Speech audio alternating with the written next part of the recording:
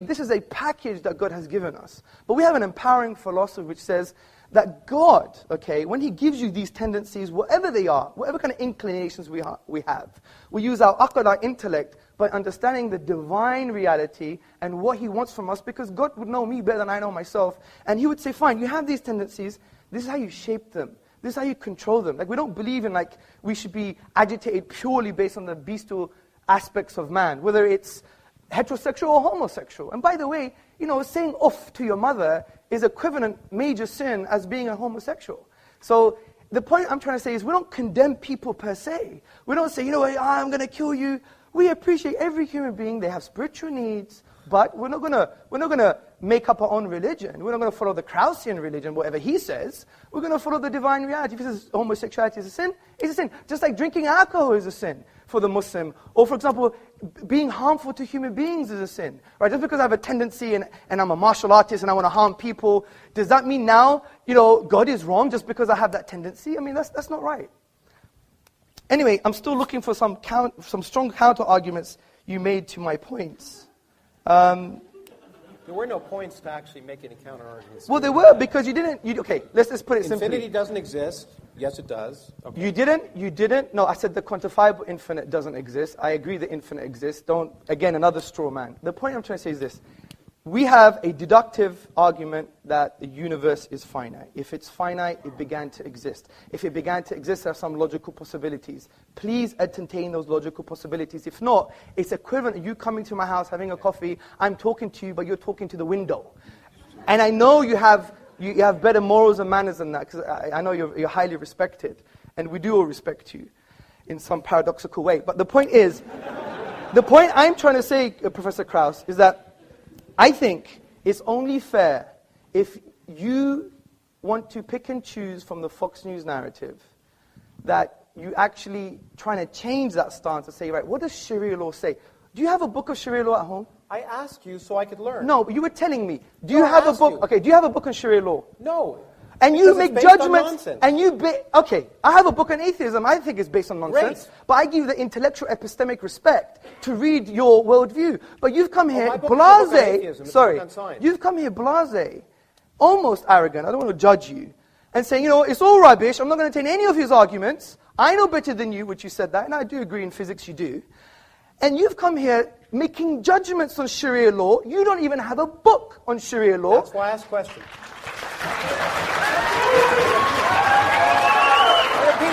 And the point is... Look, I'm sorry, that's why I asked questions. I asked you questions so I could learn. I asked what you thought as someone whose opinions I'm supposed to respect. And I wanted to know, did you think it was wrong? And I wanted to know why. There's no sense why homosexuality is wrong. I wanted to know what common sense tells you that homosexuality is wrong, except some self-proclaimed prophet telling you with no evidence. There's a different point. Okay.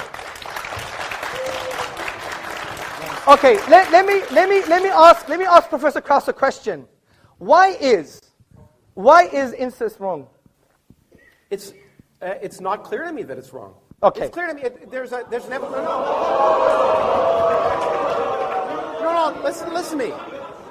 Listen to me.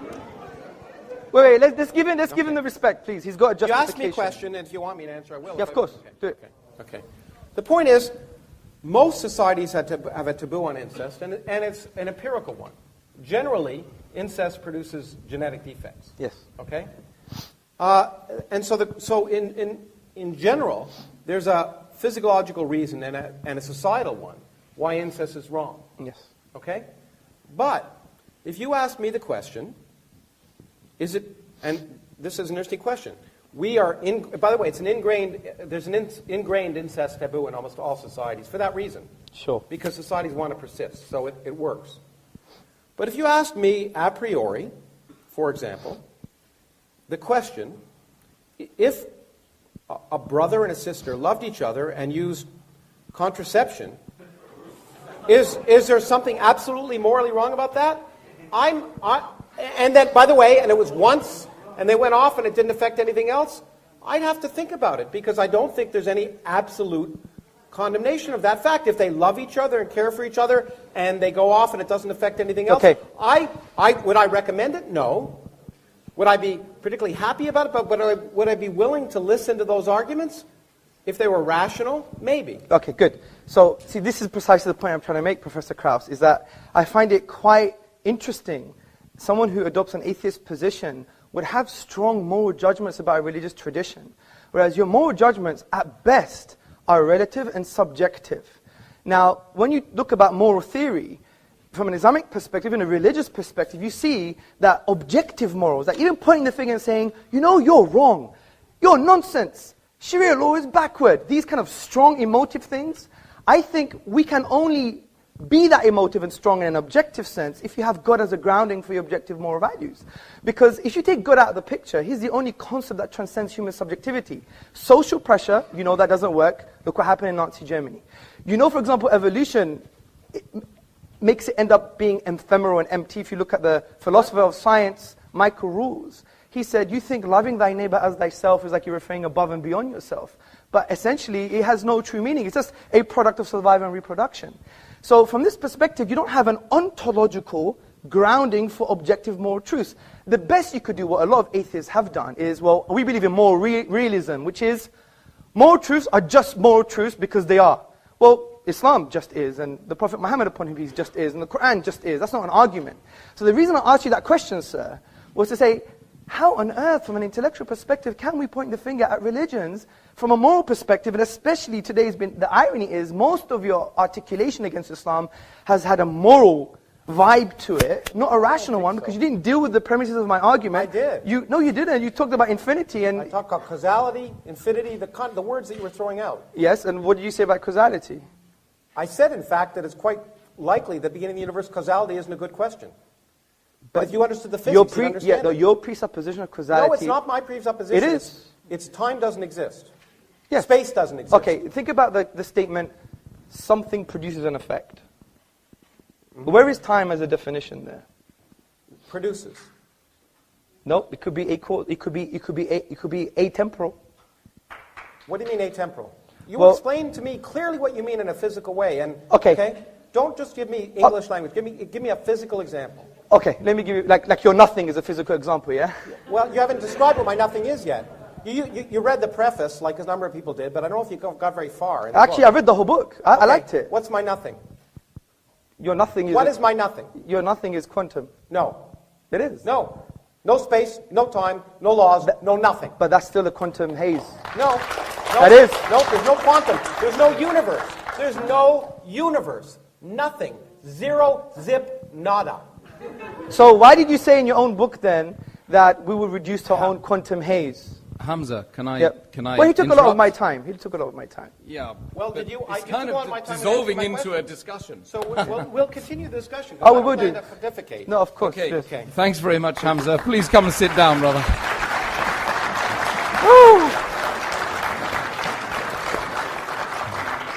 I didn't want to stop you in mid-flow there, but over to Professor. There must be some Greek in Professor Krauss. Yeah. Look, okay, well, we can continue the discussion because it should be a discussion. My point is that the question, I repeat again, is what's more sensible? And what's more sensible, ultimately, is what produces more rational actions. And I'm sorry, if you talk about tolerance, I get so tired of hearing people talk about tolerance, but then I hear people talking about blasphemers. I should be allowed to blaspheme all I want, because ridicule is an important part of inquiry and discussion. Sometimes ridiculing something illuminates it. And I hear about blasphemers, I hate to say it, and this may be a complete misapplication of Islam. It could be that Islam, as it's practiced in many countries in the world, is a misapplication of Islam. But all I can see is intolerance when I see those principles applied. Intolerance to blasphemers, intolerance to homosexuals, intolerance in general. Now, the other thing I want to say is, this God, if we ask what's sensible, why would we think that this unproven God that is supposed to be the basis of not just Islam, but all religions, different gods, different characteristics, but the Islamic God, much like the Judeo-Christian God, is a real creep. This is a God, worse than Saddam Hussein, instead of torturing you just for your life, tortures you for infinity, forgive me the word, but eternity, let me use that word. Eternity for not believing. For not believing, you're tortured for infinity. The tortures are actually described in the Quran, and you know it as well as I do. And the point is, if you just ask yourself common sense, if you were a divine being, say you had an ant colony that you made in your house, would you be offended if those ants didn't pay homage to you well, let's start with 50 times a day before Muhammad cut it down to 30 and then 5. Would you be offended if those ants didn't pay homage to you 5 times a day? And if they didn't look up to you or didn't recognize your existence, would you destroy them? No, I mean, it just seems so petty.